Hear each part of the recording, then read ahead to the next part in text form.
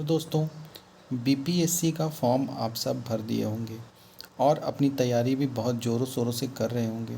71वीं BPSC इस बार फोड़ना है, आप सभी को पता ही है। तो इसी क्रम में करंट अफेयर हमारे लिए बहुत इम्पॉर्टेंट है। जनवरी मंथ का जो करंट अफेयर है वो लेकर के आपके सामने है। इसमें कुछ प्रश्न हैं और उसका हम लोग एक्सप्लेनेशन भी देखेंगे। तो बिना टाइम वेस्ट किए चलिए हम लोग शुरू करते हैं। पहला प्रश्न है, बिहारी योद्धा पुरस्कार किस क्षेत्र में दिए जाने की घोषणा की गई है? बिहारी योद्धा पुरस्कार जो है, बिहारी योद्धा पुरस्कार किस क्षेत्र में दिए जाने की घोषणा की गई है? तो अवैध खनन की कोई अगर जानकारी देता है तो उसे बिहारी योद्धा कहा जाएगा। तो अवैध खनन की जानकारी देने वाले को बिहारी योद्धा पुरस्कार दिए जाने की बात कही गई है। इसका एक्सप्लेनेशन चलिए देखते हैं कि खान एवं भूतत्व विभाग के मंत्री विजय कुमार सिन्हा, खान और भूतत्व विभाग के मंत्री कौन हैं? विजय कुमार सिन्हा। उन्होंने कहा है कि खनन माफियाओं के विरुद्ध कार्रवाई में सहयोग करने वाले लोगों के लिए बिहारी योद्धाओं को सम्मान देने की योजना नीतीश कुमार के द्वारा शुरू की गई है। मतलब नीतीश कुमार के द्वारा सम्मान दिया जाएगा किन्हें? जो खनन माफियाओं के विरुद्ध कार्रवाई में सहयोग करेंगे, मतलब उसके बारे में बताएंगे। ये बात कहे हैं विजय कुमार सिन्हा। तो बिहारी योद्धा पुरस्कार किसे देने की बात कही गई है? तो जो अवैध खनन की जानकारी देने वालों को कही गई है। अगला चलते हैं कि घड़ियाल और कछुआ के लिए पहले प्रजनन केंद्र बिहार में कहाँ स्थापित किया गया है? घड़ियाल और कछुआ प्रजनन केंद्र जो है वो बिहार में स्थापित किया गया है। यह पहला प्रजनन केंद्र होगा।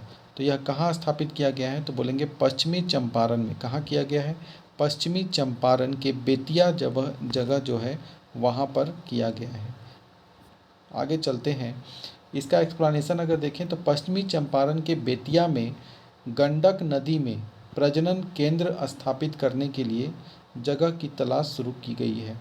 तो कहाँ? पश्चिमी चंपारण के बेतिया के गंडक नदी जो है वहाँ पर। कमेंट में आपको बताना है कि गंडक नदी जो है वो कहाँ से निकलती है और किस में जाकर मिलती है।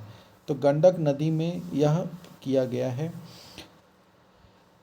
और यह कहाँ? बेतिया में शुरू किया गया है। और ये सहयोग लिया गया है, इसमें अमेरिका के लॉस एंजिलिस के एक चिड़ियाघर से सहयोग लिया गया है और घड़ियाल और पक्षियों के प्रजनन केंद्र स्थापित किया जाएगा। तो यह हमारा दूसरा प्रश्न था। अगले प्रश्न की तरफ अगर चलते हैं, सौर्य वेदना, वेदनाम की जगह वेदना है, सौर्य वेदना उत्सव का आयोजन पहली बार कहाँ किया गया? वेदना उत्सव जो है वह सेना से संबंधित है। तीनों सेनाओं का प्रदर्शन अपनी क्षमता का करेंगे, उसी से संबंधित यह उत्सव है। यह बिहार में पहली बार पूर्वी चंपारण के मोतिहारी जिले में किया जाएगा। मोतिहारी नामक जगह में किया जाएगा। कहाँ किया जाएगा? मोतिहारी में। सौर्य वेदना उत्सव का उद्घाटन रक्षा मंत्रालय, भारत सरकार के द्वारा पूर्वी चंपारण जिला प्रशासन के सहयोग से किया जाएगा। इसका आयोजन का उद्देश्य देश के सशस्त्र बलों को जनता के करीब लाना और युवाओं को भारतीय रक्षा बल में शामिल होने के लिए प्रेरित करना था। सौर्य वेदना उत्सव का उद्घाटन बिहार के राज्यपाल आरिफ मोहम्मद खान ने 7 मार्च 2025 को मोतिहारी में किया। तो 7 मार्च 2025 को कहाँ किया गया है? मोतिहारी में। किनके द्वारा किया गया है? तो राज्यपाल आरिफ मोहम्मद खान के द्वारा। ठीक है। और ये पूर्वी चंपारण जिला जो है मोतिहारी जगह है, उसी में किया गया है। नेक्स्ट चलते हैं, एकमात्र टाइगर रिजर्व बिहार में कहाँ स्थापित किया गया है? बिहार का एकमात्र टाइगर रिजर्व जो है वो पश्चिम चंपारण में है। कहाँ है? पश्चिमी चंपारण में बिहार का एकमात्र टाइगर रिजर्व है। चलिए इसके बारे में देखते हैं। बिहार का एकमात्र tiger reserve Valmiki tiger reserve है, जो पश्चिमी चंपारण जिले में स्थित है। कौन सा है? Valmiki tiger reserve. और ये कहाँ है? पश्चिमी चंपारण जिले में। यह रिजर्व भारत में हिमालय के तराई जंगलों की सबसे पूर्वी सीमा बनाता है। यह 898.45 वर्ग किलोमीटर में फैला हुआ है। कितना है? 898.45 वर्ग किलोमीटर में फैला हुआ है। यह 1978 में स्थापित किया गया था। इसकी स्थापना कब हुई थी? तो वाल्मीकि टाइगर रिजर्व की स्थापना 1978 में किया गया था। बिहार सरकार के द्वारा यह शासित है। गंडक नदी के किनारे स्थित है। यहाँ बाघ, हाथी, तेंदुआ, गौर, हिरन और कई पक्षी प्रजातियों का यह घर है। नेपाल के चितवन नेशनल पार्क से सटा हुआ है। किससे सटा हुआ है? चितवन नेशनल पार्क। भारत में वर्तमान में 18 टाइगर रिजर्व हैं और उनमें से एक वाल्मीकि टाइगर रिजर्व है। पश्चिमी चंपारण जिला में है। गंडक नदी से किनारे है। नेपाल के चितवन नेशनल पार्क से सटा हुआ है। आई होप कि आपको समझ में आया होगा। नेक्स्ट चलते हैं, बिहार के 42वें राज्यपाल कौन हैं? तो बिहार के 42वें वर्तमान राज्यपाल जो बने हैं वह है मोहम्मद आरिफ मोहम्मद खान। कौन है? आरिफ मोहम्मद खान जो हैं राज्यपाल हैं। आरिफ मोहम्मद खान ने गुरुवार को बिहार के 42वें राज्यपाल के रूप में पद और गोपनीयता की शपथ ली। पटना उच्च न्यायालय के मुख्य न्यायाधीश के विनोद चंद्रन, किन्होंने शपथ दिलाया? तो के विनोद चंद्रन ने राजभवन में शपथ दिलाया। उस मौके पर नीतीश कुमार मुख्यमंत्री मौजूद थे, उप मुख्यमंत्री भी मौजूद थे। इसके अतिरिक्त जो प्रतिपक्ष के नेता हैं तेजस्वी यादव, वो भी मौजूद थे। तो 42वें राज्यपाल के रूप में आरिफ मोहम्मद खान ने अपना पदभार संभाला है। अगर हम लोग राज्यपाल की बात करें तो राज्यपाल जो है भारतीय संविधान के अनुच्छेद 153 से लेकर के अनुच्छेद 164 तक राज्यपाल से संबंधित है, जिसमें अनुच्छेद 164 के अंतर्गत राज्यपाल मुख्यमंत्री और मंत्रीगण की नियुक्ति करता है। ठीक है, तो अनुच्छेद 164 में मुख्यमंत्री और मंत्रिपरिषद की नियुक्ति का प्रावधान 164 में है। 153 से 164 तक जो है अनुच्छेद वो राज्यपाल से संबंधित है। चलते हैं अगले प्रश्न की तरफ। बिहार का पहला खेल विश्वविद्यालय जिसे यूजीसी से मान्यता दिया गया है, कहाँ है यह? तो बिहार का पहला खेल विश्वविद्यालय नालंदा के राजगीर में बनाया गया है। ठीक है, और इसे यूजीसी से मान्यता दिया गया है। इसके बारे में अगर देखें तो बिहार खेल विश्वविद्यालय को राजगीर में यूजीसी अधिनियम 1956 की धारा 2F के तहत, कौन सी? तो 1956 की धारा कौन सा है? 2F के तहत मान्यता दिया गया है इसको, बिहार खेल विश्वविद्यालय को। कहाँ है यह? राजगीर में है। 1956 की धारा 2F के तहत मान्यता दिया गया है। 2024 में महिला एशियाई चैंपियनशिप ट्रॉफी का आयोजन राजगीर के अंतर्राष्ट्रीय खेल परिसर में किया गया था। 2024 में जो महिला एशियाई चैंपियनशिप ट्रॉफी हुआ था उसका आयोजन बिहार में कहाँ हुआ था? तो राजगीर के अंतर्राष्ट्रीय खेल परिषद में किया गया था। अगर बात करें यूजीसी की तो उसका पूरा नाम होता है विश्वविद्यालय अनुदान आयोग।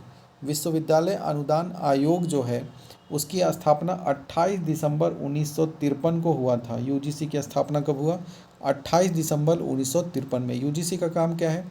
जैसे कोई फेक विश्वविद्यालय अपना खोल देता है और बच्चों से पैसा लेता है, या फिर डीम्ड विश्वविद्यालय कौन है, या फिर अन्य जो विश्वविद्यालय हैं, तो उसकी देख रेख करना, मान्यता देना, कोई किसकी मान्यता रद्द करना है, ये सभी काम यूजीसी की देख रेख में की जाती है। तो 28 दिसंबर 1953 में इसकी स्थापना की गई थी और राजगीर के खेल विश्वविद्यालय को यह मान्यता प्राप्त हुआ है। नेक्स्ट प्रश्न पे चलते हैं। गणतंत्र दिवस 2025 के अवसर पर बिहार राज्य की झांकी क्या प्रस्तुत की गई थी? मतलब बिहार की तरफ से क्या झांकी प्रस्तुत किया गया था? तो बिहार इस वर्ष जो झांकी प्रस्तुत हुआ था वो 8 साल के बाद प्रस्तुत किया गया था। कितने साल के बाद? 8 सालों के बाद। और बिहार की तरफ से जो झांकी था उसमें बोध वृक्ष को और नालंदा विश्वविद्यालय को दिखाया गया था। गौतम बुद्ध की प्रतिमा थी और बोध वृक्ष दिखाया गया था और नालंदा विश्वविद्यालय जो धरोहर है उसे दिखाया गया था। चलते हैं इसके बारे में डिटेल में देखते हैं। 2025 के गणतंत्र दिवस परेड में 8 सालों के बाद बिहार की तरफ से कर्तव्य पथ पर झांकी प्रस्तुत की गई थी, जिसमें बौद्ध वृक्ष और नालंदा विश्वविद्यालय को दर्शाया गया था। गणतंत्र दिवस में इस वर्ष की थीम थी वार स्वर्णिम भारत विरासत और विकास। इस बार जो है गणतंत्र दिवस का थीम क्या था? तो स्वर्णिम भारत विरासत और विकास। झांकी में जो बुद्ध की प्रतिमा दिखाई गई थी वह धर्मचक्र मुद्रा में थी। कौन सी मुद्रा में? तो बुद्ध की प्रतिमा धर्मचक्र मुद्रा। धर्मचक्र मुद्रा क्या होता है? जिसमें वो उपदेश दिए थे, उस मुद्रा में। और यह कहाँ से? तो राजगीर में घोड़ा कटोरा जलाशय है एक, उसी के पास ये बनी हुई प्रतिमा है, तो उसी से यह लिया गया था। नालंदा विश्वविद्यालय की स्थापना कुमार गुप्त ने 427 ईस्वी में की थी। नालंदा विश्वविद्यालय की स्थापना कौन किया था? कुमार गुप्त ने किया था। कब किया था? 427 ईस्वी में। उसके बाद अगर हम लोग आगे चलें, बुद्ध ने अपना पहला उपदेश सारनाथ में दिया था और अपनी अंतिम उपदेश वैशाली में दिए थे। बुद्ध का अपना पहला उपदेश कब दिए थे? सारनाथ में, और अंतिम उपदेश वैशाली में दिए थे। कुशीनगर में 487 ईस्वी में उनकी मृत्यु हो गई थी। और बुद्ध की जन्म की बात करें तो लुम्बिनी में जन्म हुआ था, कपिलवस्तु के नज़दीक है नेपाल में लुम्बिनी। 563 ईस्वी में इनका जन्म हुआ था। ठीक है, मृत्यु 487 में और जन्म 563 ईस्वी में हुआ था। पहला उपदेश सारनाथ में, अंतिम उपदेश वैशाली में, जन्म लिए लुम्बिनी कपिलवस्तु और मृत्यु हुई कुशीनगर में। तो आई होप आज का करंट अफेयर आपको पसंद आया होगा। अगर पसंद आया होगा तो लाइक कीजिएगा। आगे करंट अफेयर हम लोग फरवरी मंथ का करेंगे, बहुत ही महत्वपूर्ण सारे करंट अफेयर करने का प्रयास करेंगे। ठीक है, जनवरी फरवरी से लेकर के जून तक हम कर देंगे 5 से 7 दिन के अंतर्गत। और उसके बाद फिर बिहार का जो बजट है और उसके अतिरिक्त जितने भी जो 70वीं बीपीएससी में जो जो टॉपिक से करंट अफेयर आया था वो सभी हम लोग डिटेल में पढ़ लेंगे। तो वीडियो से बने रहिए। अगर नहीं है तो आप चैनल को सब्सक्राइब कर लीजिए और कमेंट करके ज़रूर से ज़रूर बताइएगा कि और कैसा वीडियो चाहिए, उसी के अनुसार बना देंगे। धन्यवाद।